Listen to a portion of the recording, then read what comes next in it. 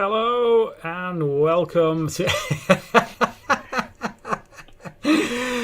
Hello and welcome to the Wall of Weird podcast, where we are discussing the latest episode of Superman and Lois, episode 9, which is called, what is it Loyal called? Subjects. Every time.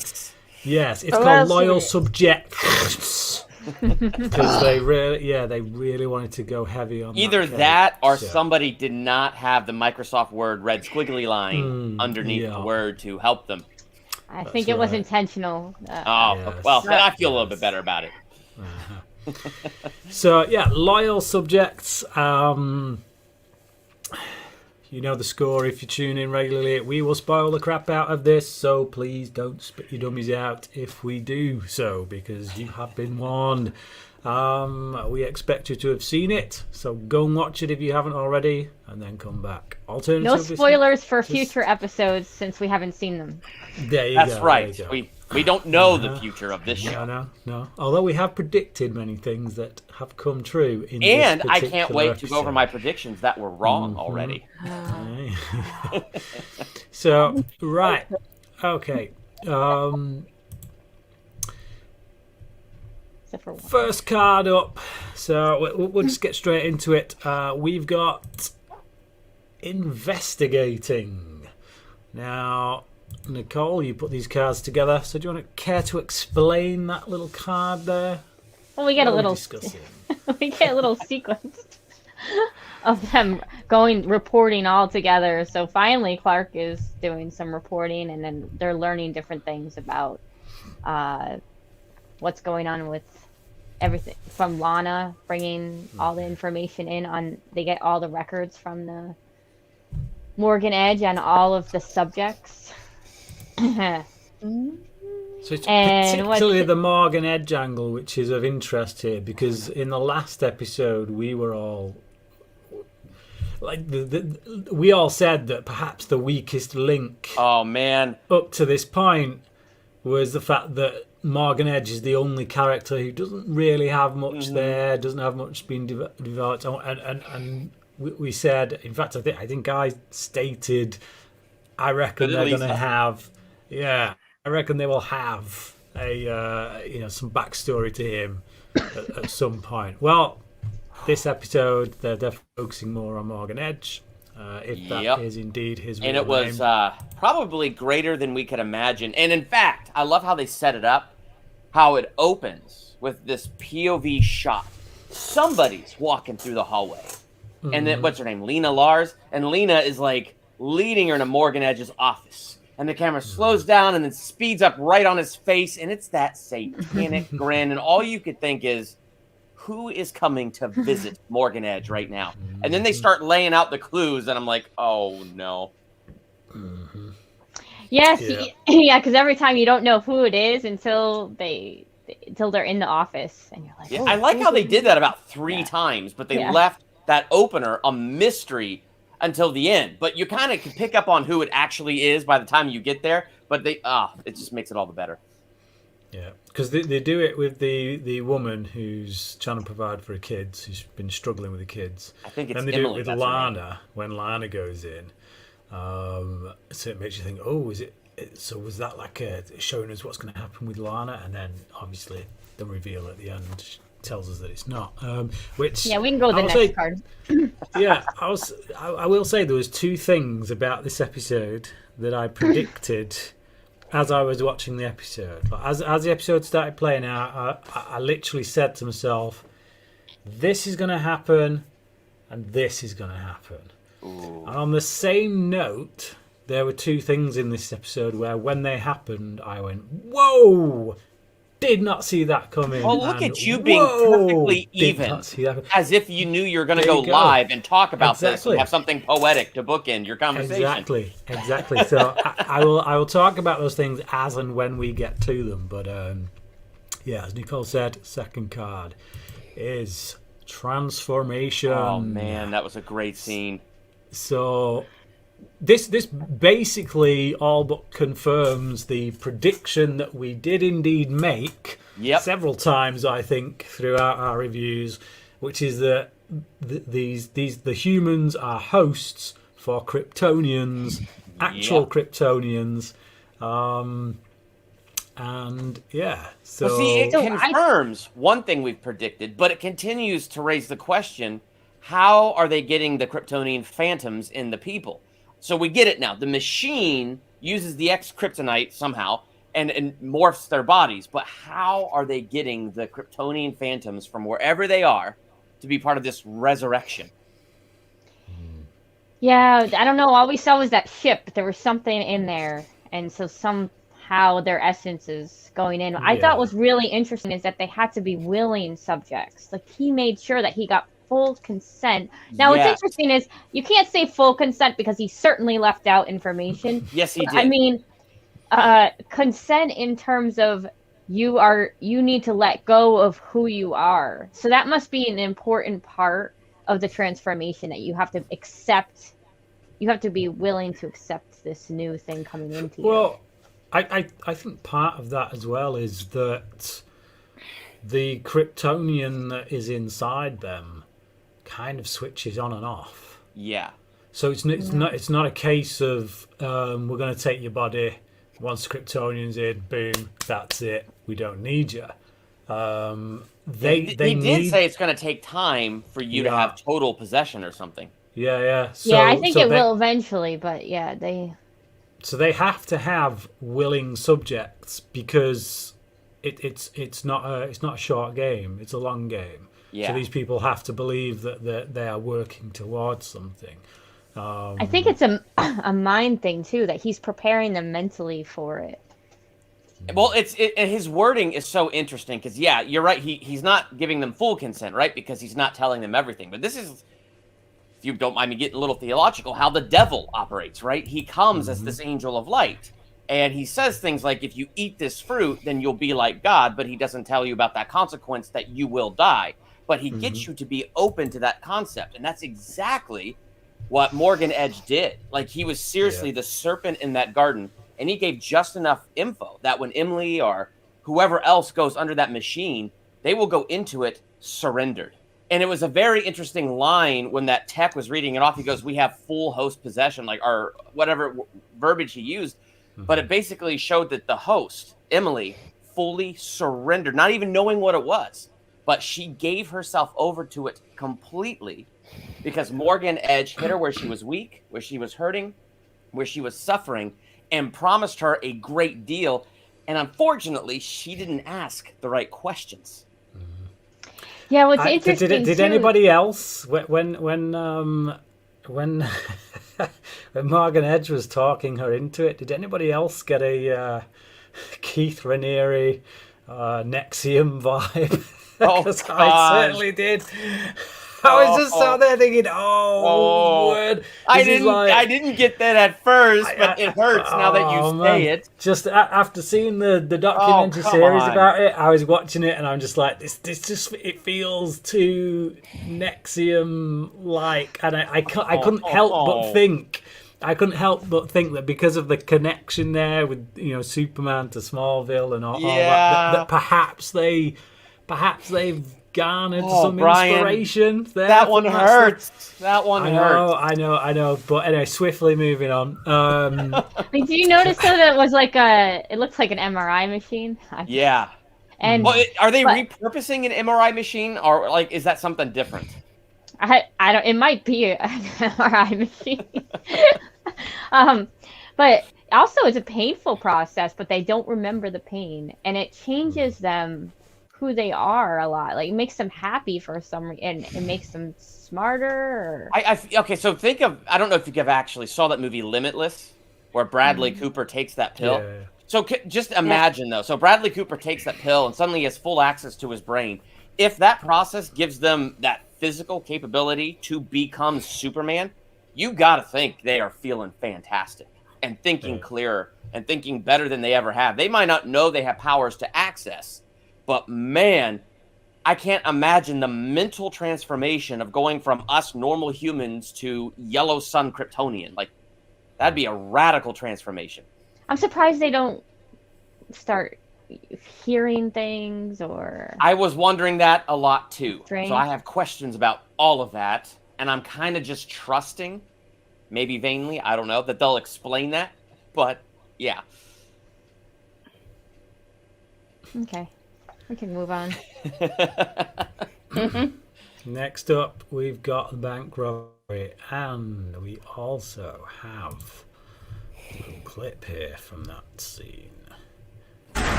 That part was incredible.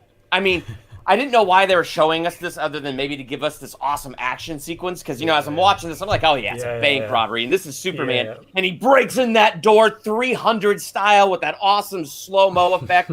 But when he had to stop and catch his breath, I was on the edge of my seat for the entire rest of that sequence, especially when he had to stop that second time. It's like, oh, crap. Is he actually in trouble with a simple bank robbery with humans?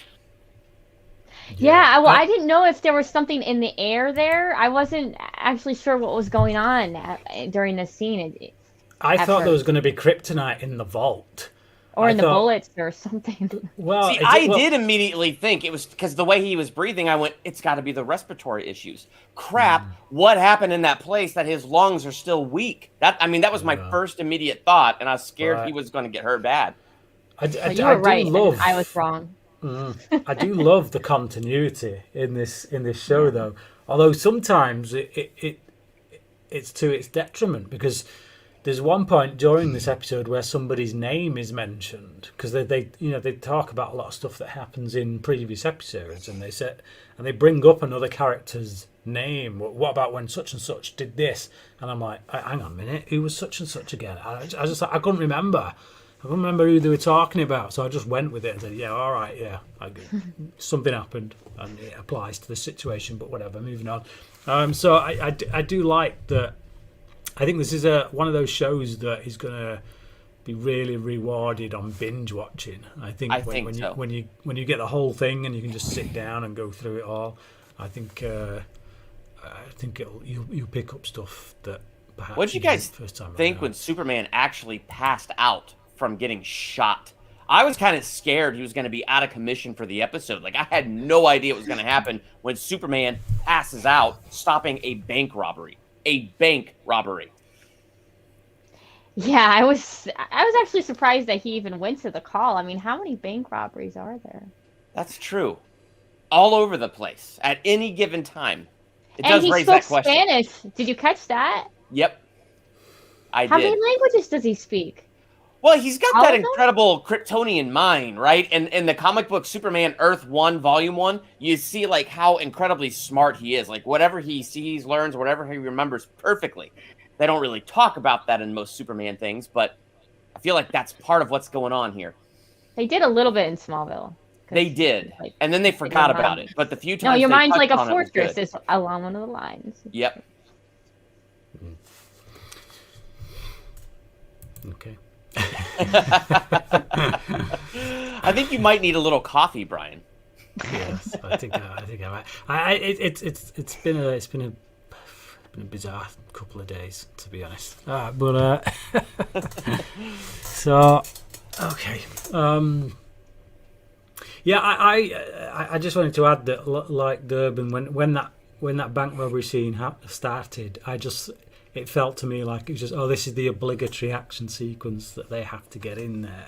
And then as soon as he started to take those hits, I was like, oh no, they're actually going somewhere with this. Yeah, well, I had comments like he was too slow. Is he being overconfident? Not realizing that he was sick. Yeah. I actually had a few moments where I was like, Superman, are you hitting them too hard?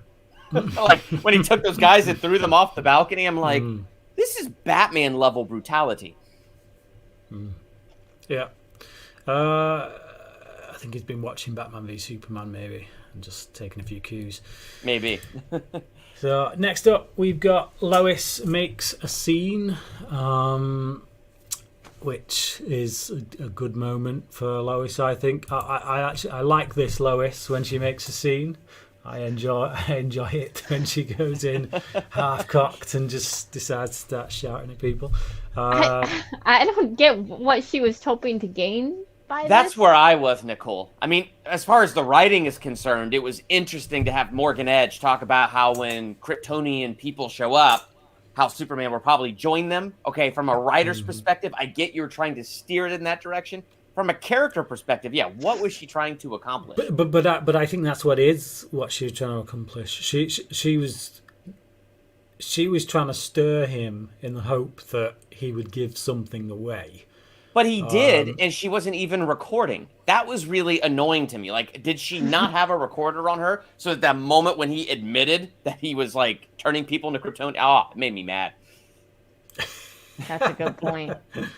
I mean, she's a reporter. She knows better. Yeah. Put your phone on record mode, walk in there, stir him up, get him to admit what he's doing. And he was good at about not admitting it. But then at the end, he just let, he monologued it like any good villain in The Incredibles. Although, to be fair, Lois knows that Lana has all of Superman's powers. True. She's not going to walk in there with the recorder at the risk of having herself X-rayed or whatever, and then kind of. Yeah, that's a good argument that I did not think about. But Durbin said phone, and everybody has their phone on you.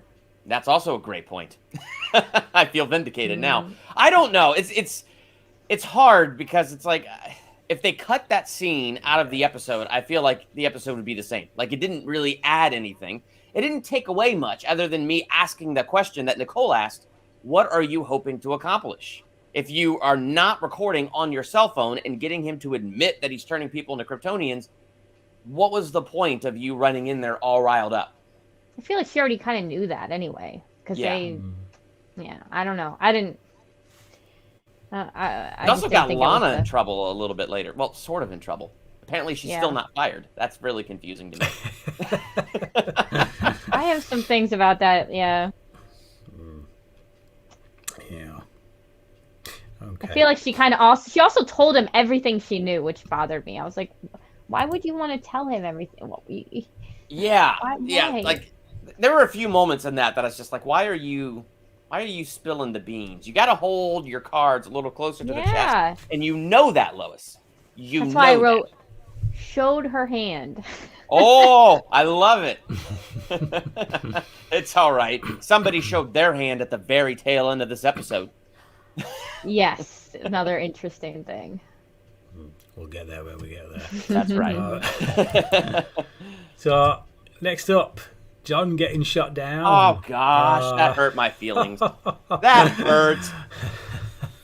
And I'm mad at this girl. First off, I hope there's a reason they're showing this. Like, I hope a little bit later. There has to be. There is. No, because this why is going focus somewhere. on this? It's going somewhere. No, well, we've already... Clearly, there's something going on between this girl and Sarah. So, because Sarah keeps... Yeah, Sarah says this is bad news. Yeah, she keeps tell telling me why. Bad news, so... Don't just say she's bad news. Tell the boy why. You're all high schoolers. You're all melodramatic. So just freaking tell him what the deal is. Gosh. But I think that's clearly there to make us think, well, is there genuinely something wrong with this girl, or is it because Sarah doesn't want Jonathan going with her because she's actually interested in him herself? Because I think that's. Ooh. I don't know, because she and Jordan had a moment. No, I thought they were about to kiss. Like, it looked close. I honestly, in that scene, was expecting Jordan to lean in for a kiss, and then for Sarah to go, whoa, I thought we'd established this was just going to be friends. I don't know. She had that look. She was expecting it. I felt like. Yeah, and I think I agree with you, Nicole. It was in the eyes. She's like, hello, Jordan. You're here for me. I think she made it pretty clear several episodes ago that she just wants to be in the friend zone. She's like every teenage girl, It's like, friend, no. Is he really a friend? Yeah. I think she's got eyes for Jonathan. Nice. I think she's got eyes for Jonathan, and I think that's going to rear its head at the moment when it is going to cripple Jordan most. So Jonathan, I mean, he was like, he definitely likes Sarah a little bit, And so he was like, oh, well, I'll just go for another girl that, I don't want to mess with what's going on with him. He's trying to be a good brother. And then he gets shot down. Oh, gosh. And that girl, I don't know what her issue was. She was clearly eyeing him. Yes, she was. And then she had to be like, I wasn't eyeing you. I was just being nice because you were like a hurt, wounded animal. And it's like, what the crap? Just don't even be nice. Just don't. What was that? This is worse. Yep, absolutely. There's something there. It's coming back. She's probably Kryptonian. Yeah. I don't know. Makes me worry for Jonathan. I don't know. Some of these things, like I said, I get concerned if everything goes bad for him, is he going to change his thinking? He just seems to get crapped on all the time, basically. It's like, yeah, but other than this moment, I feel like his character was pretty strong this episode, and he had a lot of really good moments this episode. When we get to it, I have something else to say about this. Jonathan, let's not jump the gun. Let's not jump the gun. Because I want to get there as well. So, but, next up, recruiting Lana. This is where I don't understand why Edge didn't fire her.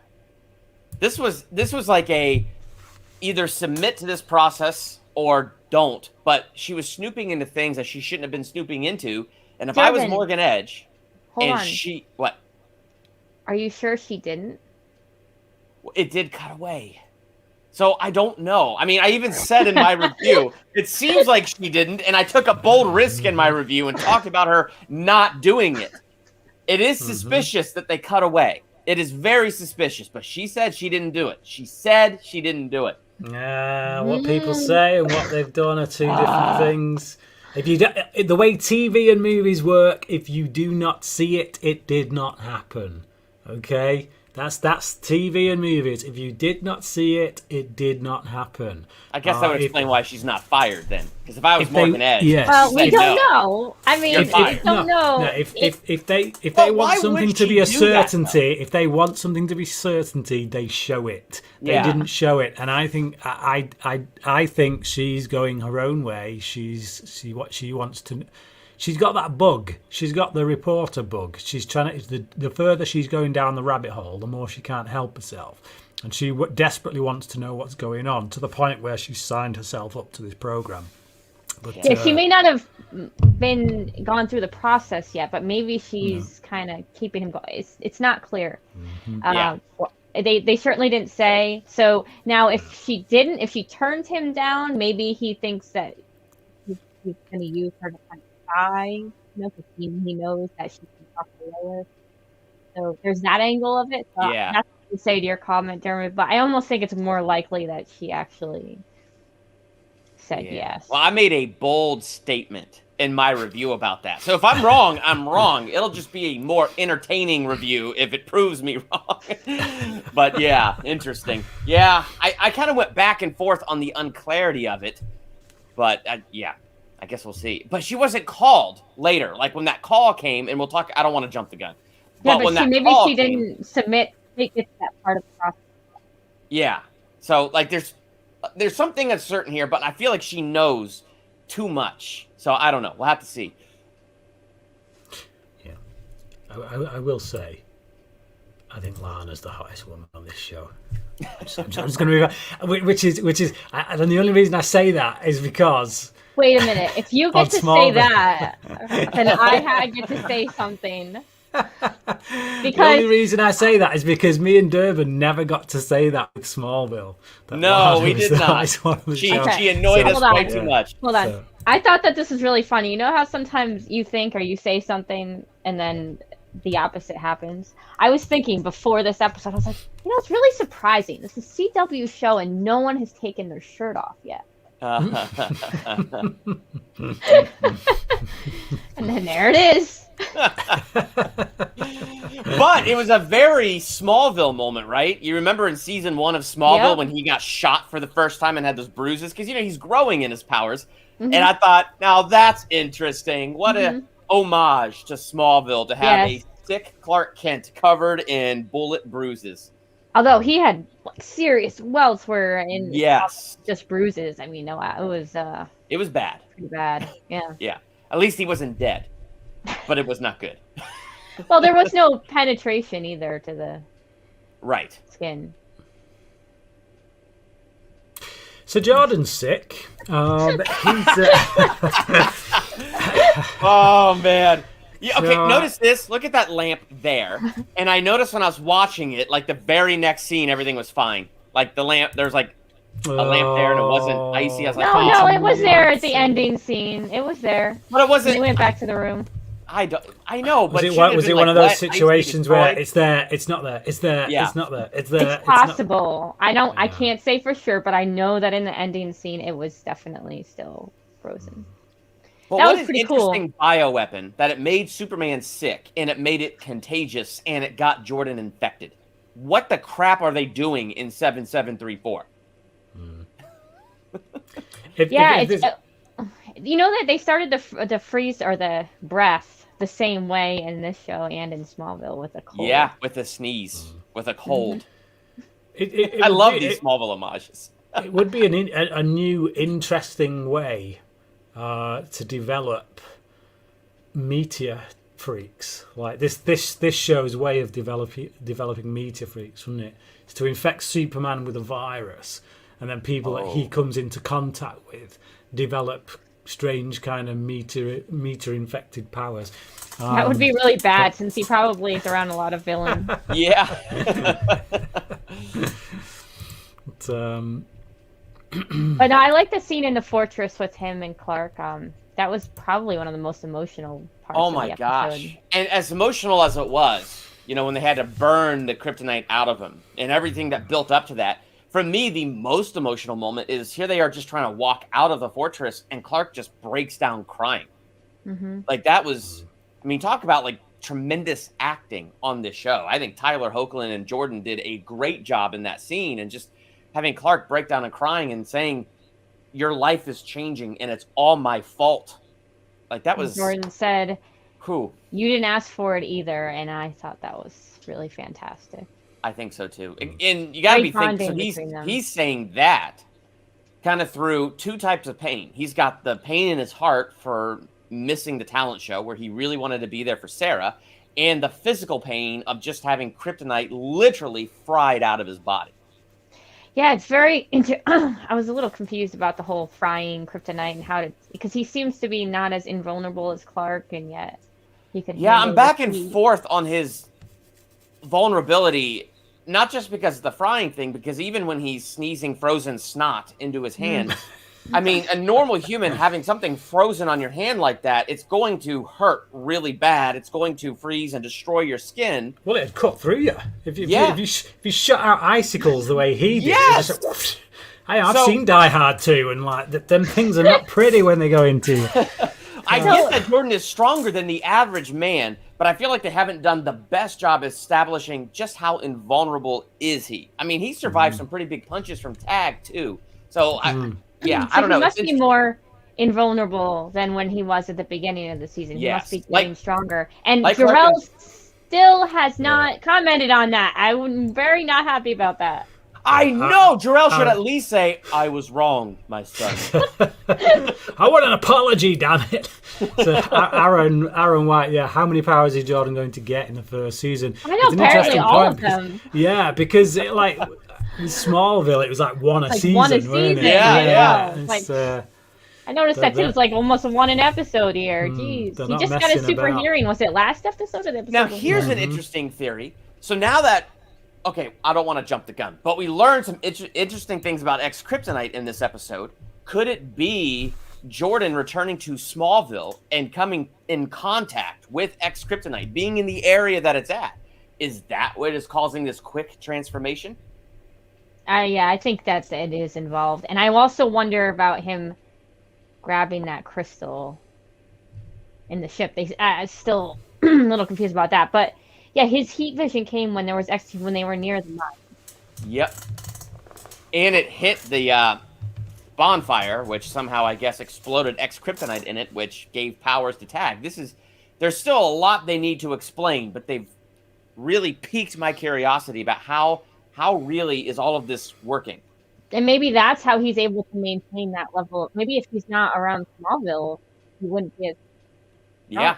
right? Does he need to be in proximity? So That's a maybe really that's good what question. Jarrell was not counting on when he said that the level of whatever in his cells was. Jarrell still owes an apology, but I agree with you on that statement. Still waiting. So this is the first of the two things that I could see coming. Oh, I thought you switched your phone off, Nicole. I don't know how this is happening. Hey, oh my, rookie. Oh my goodness! I have it on Do Not Disturb. I don't know how that happened. How is that possible? Get out! Right. There. Okay. Now it's not only on Do Not Disturb; it's on vibrate. So. Shocking. Right. I am not happy about that either. I'm not happy that I've had to listen to U2 again for like. Right. Okay. So this is the first kind of plot element that I just saw coming a mile off. The moment that Jordan got ill and kind of bailed on the talent show, I instantly thought to myself, well, this is the perfect opportunity for Daddy Dearest to come up on the stage at the most opportune moment. Yeah, I guess that too. Win back those banners. I saw that coming a mile off. Yep. Yes. You know what's interesting? Because of Smallville. You know how Smallville always opens, and when things are happy, you know it's going to get really bad. He was way too happy and way too confident in this episode. And when he got up on stage and he had the guitar, I turned to my wife and I said, holy crap, he didn't go on a drinking binge. He went to Morgan Edge. Well, maybe it was after the drinking binge. It could have been, but he wasn't drunk when he went to Morgan, and it was still during the day. That didn't cross my mind at all, because that leads me to one of the things I didn't see coming in the episode. I did not see it coming. Because, and here's why, I thought this episode was going to go somewhere else. Given how things tend to play out in movies and TV shows, one of the things they often do in movies and TV shows is they have someone fall from grace in a character's eyes, and then they have them win back, have their moment of redemption, right? And then that's when they kill them.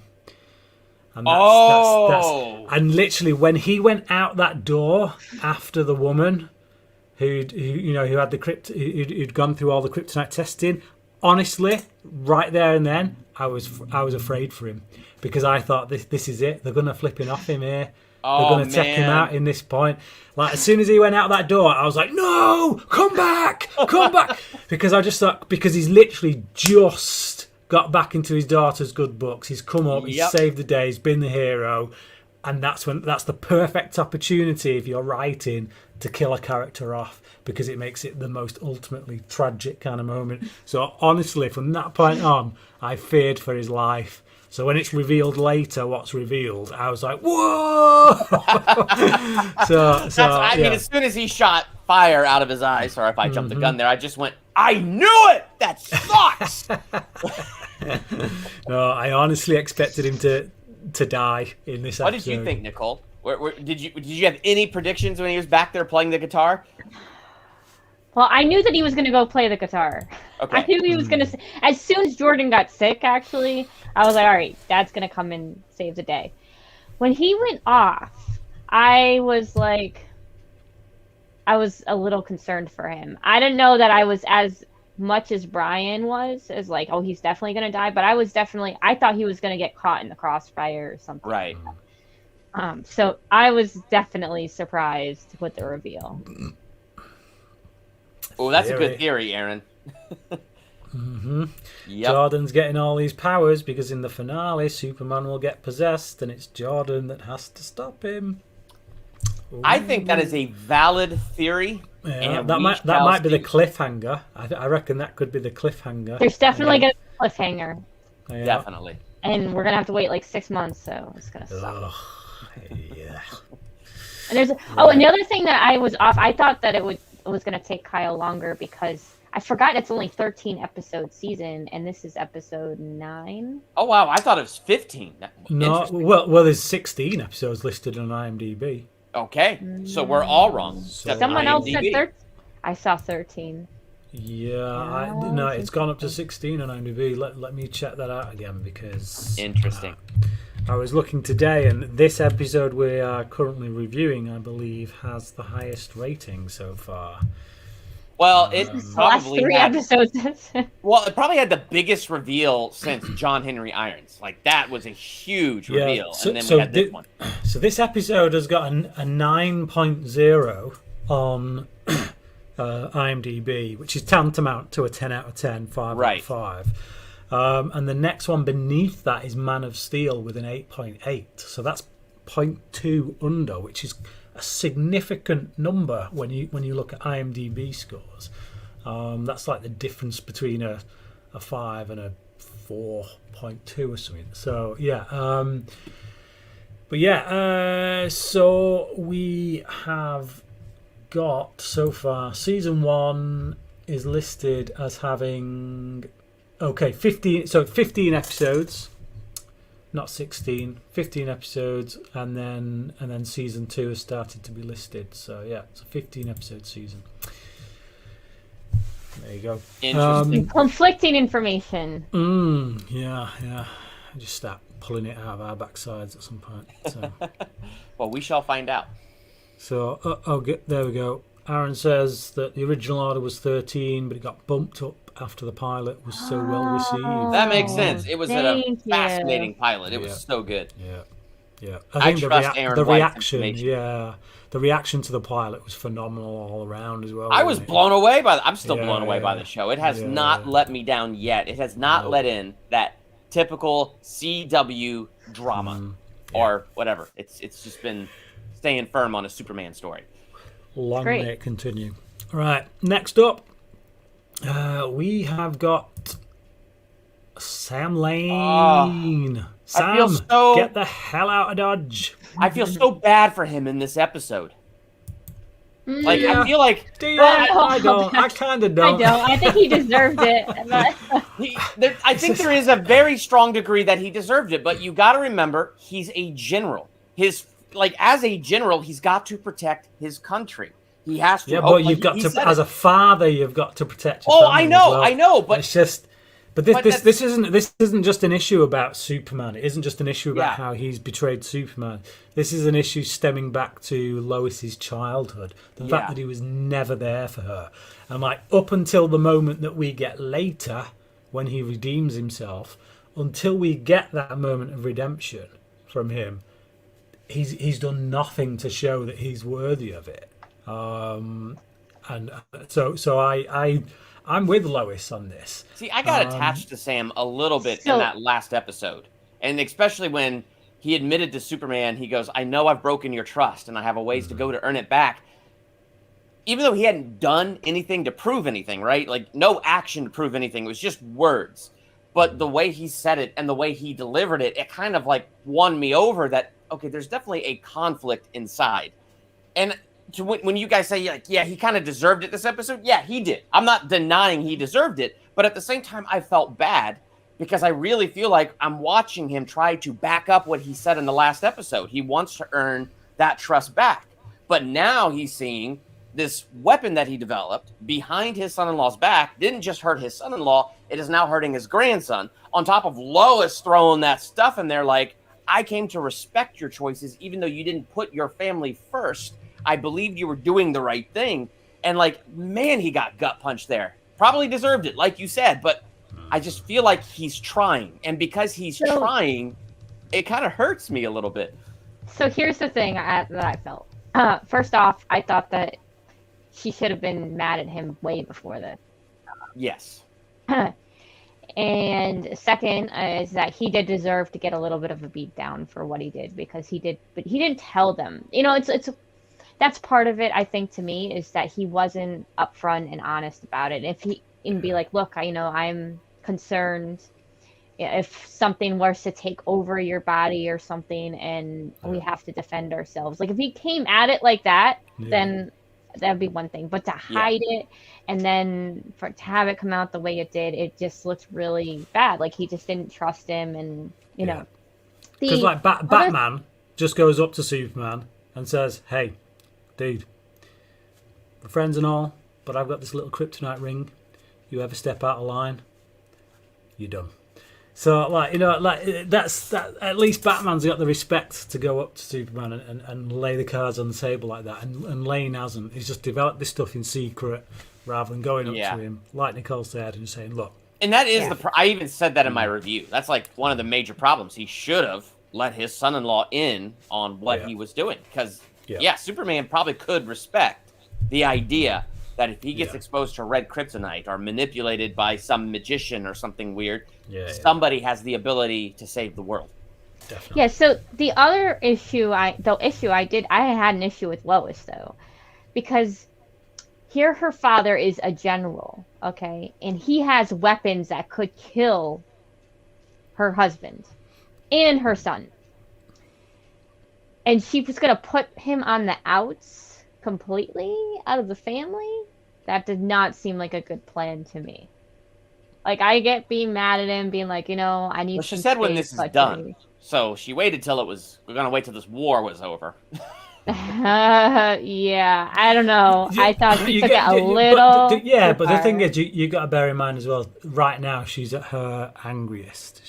I don't think this is something that would have lasted, even if Sam Lane hadn't have, you know, had his moment that he has in a bit. I just think that this is literally her son has just been flown to the Fortress of Solitude because he is potentially dying as a result of what he's done. And he was dying. His lungs were freezing from the inside out.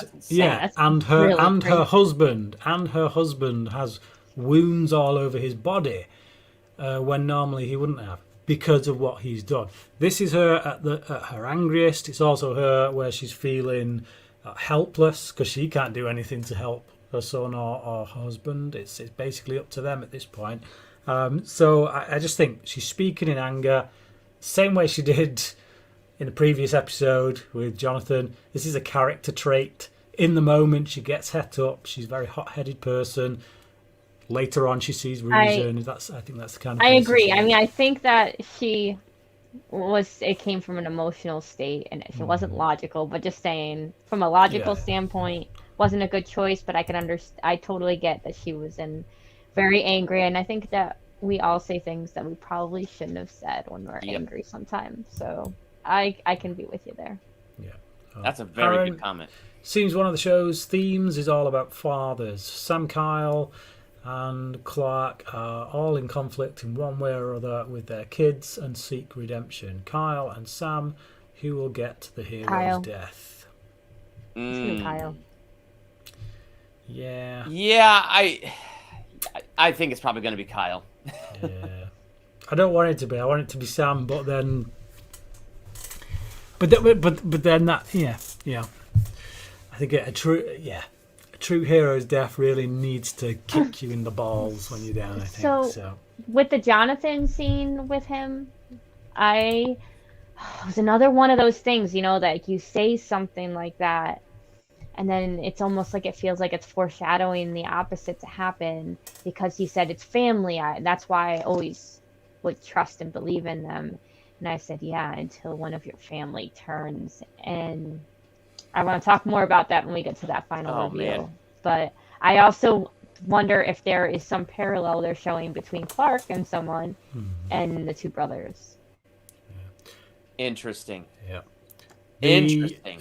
So the second thing about the episode, which I saw coming a mile off, and I kind of saw it coming as Lois was railroading Sam, to be honest, is this moment. Not that moment, that's the moment we've just looked at. This moment is when he comes to the rescue, because he's got all those weapons that he's developed, and it just so happens, you know, he's getting lambasted for having created them. And he has one in his car. An experimental, untested weapon in his passenger seat. Well, no, but as it turns out, different though. That was orange. That wasn't green. And Yeah. that I thought was supposed to be an antidote, which I also wanted to talk to you guys about. I was wondering if that was like X-kryptonite or something. I think that's going to come back later. But yeah, he did carry with him Kryptonian weapons, which that does this. This isn't you. Not anymore.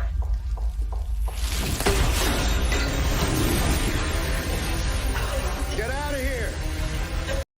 Wait, that was green. Yeah, that was green. that was green, but that's not what I was talking about. In the car Okay. when they showed that scene, that was orange. Oh, okay.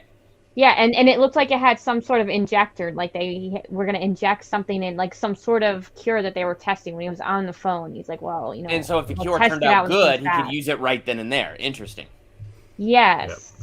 And I'm going to comment, you know it's coming. I'm sure you guys saw, and you're like, Nicole's going to say something. The ELT got stolen. Yes. Yes, But it came back round. No, but that was Sam she used. Oh, Yeah. well.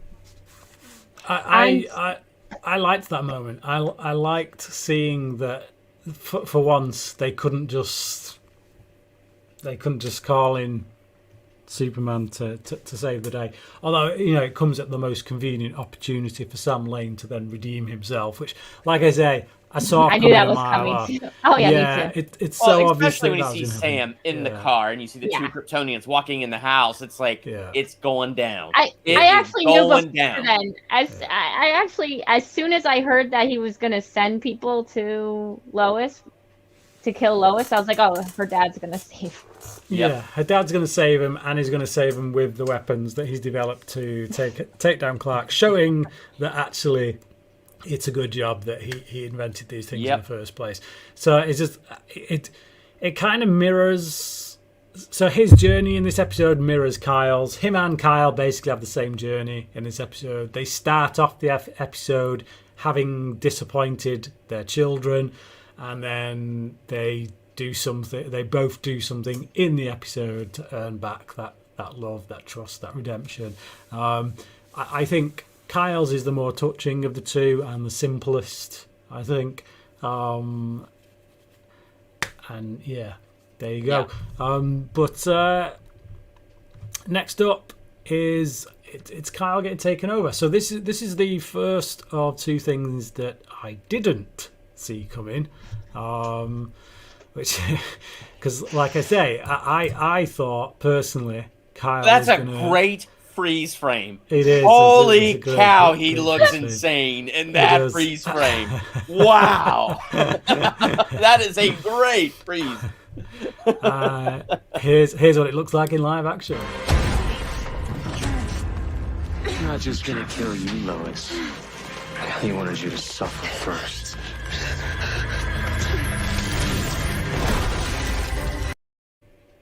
Wow. We'll probably. I was like, strike for that one, but Kyle. yeah. So when he showed up, I was like, whoa. So yeah, that was a nice surprise there. And Jonathan, those weapons too.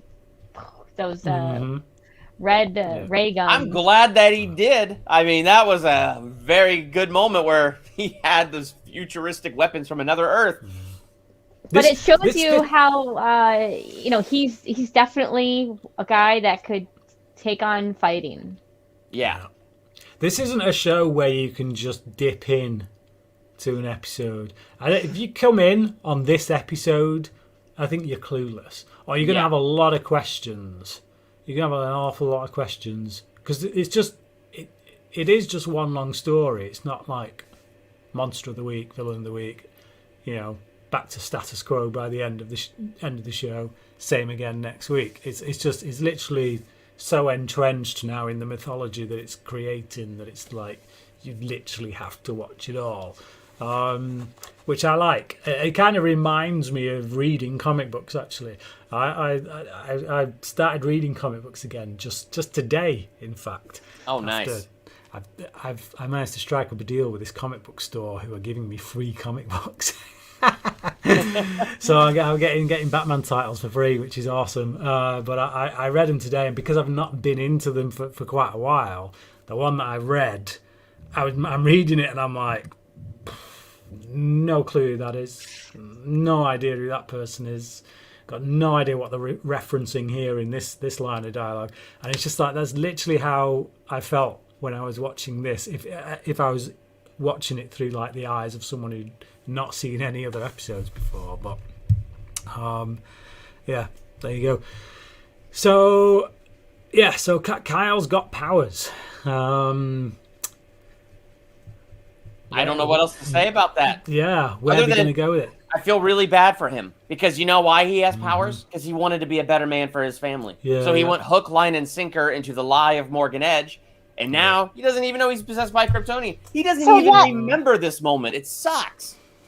It's interesting. When did it happen? It's not clear. I think that it was after the drinking binge, and I'm not sure that he went on a drinking binge. I'm pretty sure that what happened. They showed the alcohol. No, what they showed was him throwing alcohol bottles away. And for us, it was supposed to give us the indication that he went on a drinking binge. But think back to that scene. He was upset with himself, but he was also confident and clear, and and so he had the same type of attitude in that moment that he had throughout this entire episode. So my theory, and I'm not saying I'm right, I just feel like the evidence is there that he didn't do a drinking binge, that he missed Sarah's audition and everything because he went to Morgan Edge and submitted himself to that process. And nothing about the fact that Lana lied to him. That's what I was also surprised about. I think that would have come back around if he didn't lose his memory and find himself in a field with his ribs hurting. It probably would have come back around to, Lana, why did you lie to me? But I think he was really just trying to be better for his family, and maybe he just thought Lana was ticked at him. And so if I just go make myself better, so maybe that was the whole thought process. Who knows? So we get the lanes making up, which we've kind of already discussed, but it's just obviously as a result of Sam kind of doing it. The best thing about this scene is that Sam actually, for the first time, doesn't try and offer up excuses, doesn't try and say, look, I was a general, you knew this, I had to, he actually lays it all down and says, you know what, Lois, you're right. I was a crap father. I was never there. And I want to do something about that. So we do get a genuine moment here of him being sorry for who he is and what he's done and trying to... It's a moment of true repentance, really, where he really sees it. And can see Clark, he didn't stop being Superman. He's still saving the world with that responsibility, and he's putting his family first. And so you could really see Sam sees it for the first time. Yeah, definitely. Aubrey James says, I agree with Sam's points. Yeah, we agree with Sam's points, just not in the way he goes about them. Yes. I think we've made that pretty clear. I think Sam has valid arguments. It's just that actually those arguments should have been brought Go one to comment Superman. up on Aubrey, because I agree with that one comment above. Yes, I saw that and I agree as well. They need to get rid of all the other CW shows except Stargirl. Any more shows with this budget and this writing. Yes, I've totally agree. I've still not gotten through all of Stargirl, but I have been really enjoying it. I'm in the same boat. I'm probably halfway through season 1, and it is very good. Yeah, same. Yeah, it's really well done. Maybe I'll have to watch Luke it. Wilson. Luke Wilson's really good in it. And now we got the other Wilson brother, Owen, on a Marvel show. That's so cool. Yeah. Oh, Marvel versus DC. Yeah. I love both. I mean, here they are on both sides of my wall. I got to admit, I've always been more of a Luke fan, though. So, which probably stems back to my X-Files love. But there you go. There you go.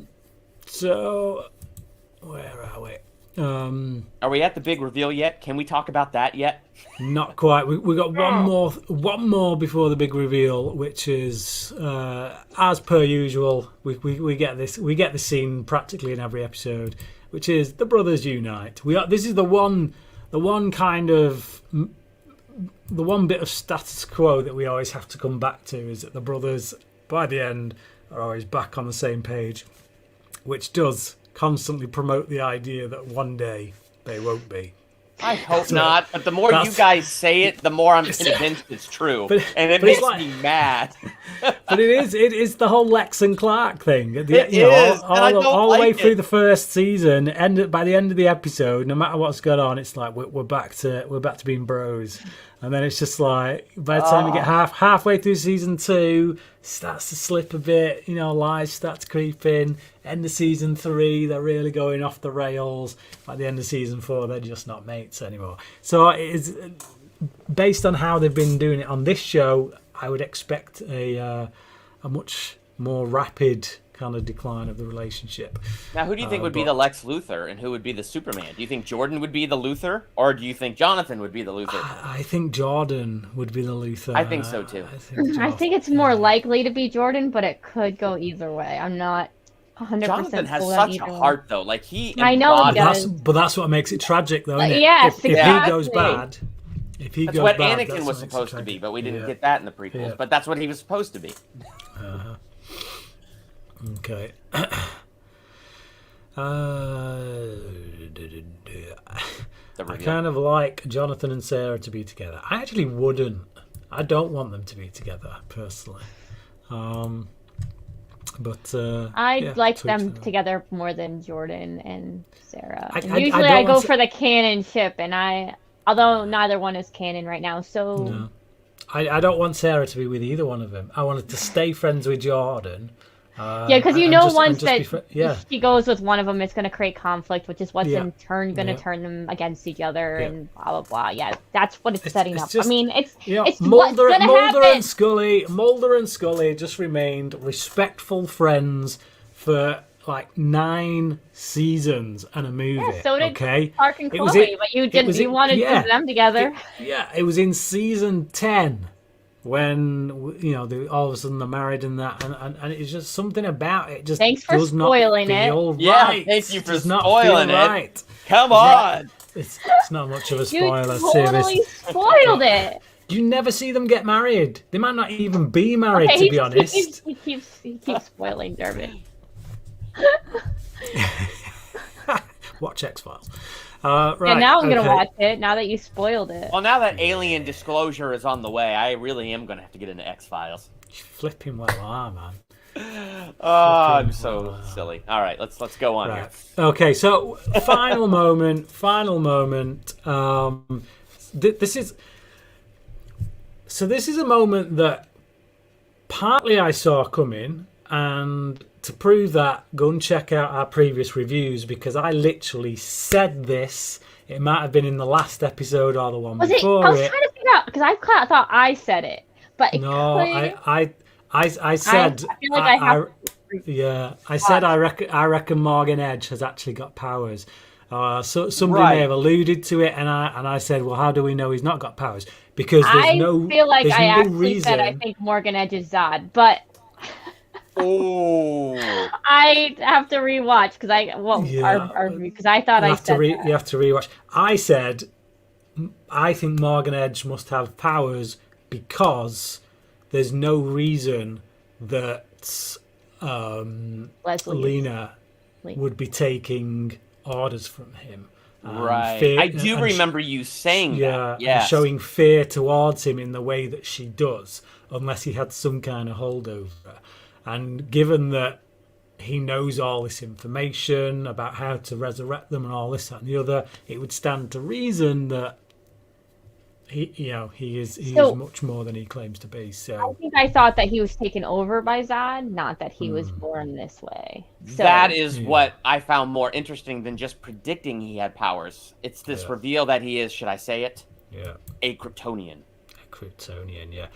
With a symbol on his chest there that looks remarkably like the S, but kind of turned on its side. Yeah. So I can't tell if that's supposed to be Zod's symbol or whether this is a completely new character on what he was. Because one thing I was back and forth he might not be Zod, but is he said brother. So I'm like, okay, are you calling him brother because you're both Kryptonian? Or are you calling him brother because literally you're a son of Jor-El, which I doubt. There's no way. But I guess, I don't know. Who knows what this show's doing?